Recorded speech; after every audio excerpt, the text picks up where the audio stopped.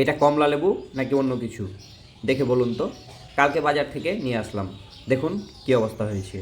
ফল সংরক্ষণে ফরমালিনের ব্যবহার একটি বেআইনি ও স্বাস্থ্য ঝুঁকিপূর্ণ কাজ, যা মূলত অসাধু ব্যবসায়ীরা ফল দ্রুত পচন থেকে বাঁচাতে এবং দীর্ঘ সময় টাটকা দেখাতে ব্যবহার করে।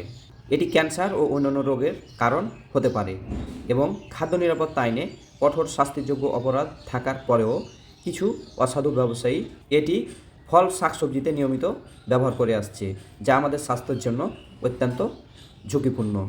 ফরমালিনযুক্ত ফল খেলে শ্বাসকষ্ট, পেটের সমস্যা, দীর্ঘমেয়াদী কিডনি ও লিভারের ক্ষতি এবং ক্যান্সারের ঝুঁকি থাকে।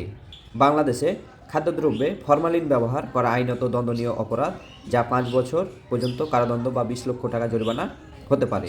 তারপরও কিছু অসাধু ব্যবসায়ী আইনকে বৃদ্ধাঙ্গুলি দেখিয়ে তারা শাকসবজি ফলমূলে ফরমালিন ব্যবহার করে যাচ্ছে।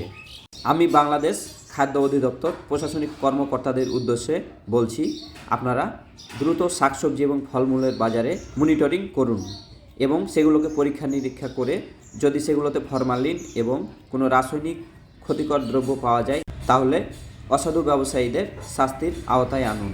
নাহলে দ্রুত আমাদের মানব জাতির অনেক ক্ষতি হয়ে যাবে।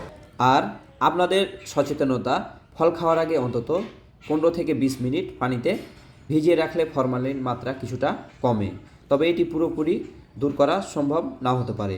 পরিশেষে, ফল সংরক্ষণে ফরমালিন ব্যবহার স্বাস্থ্যের জন্য অত্যন্ত বিপজ্জনক। নিরাপদ খাদ্য নিশ্চিন্তে ফরমালিনযুক্ত ফল পরিহার করা একান্ত প্রয়োজন। ধন্যবাদ সবাইকে।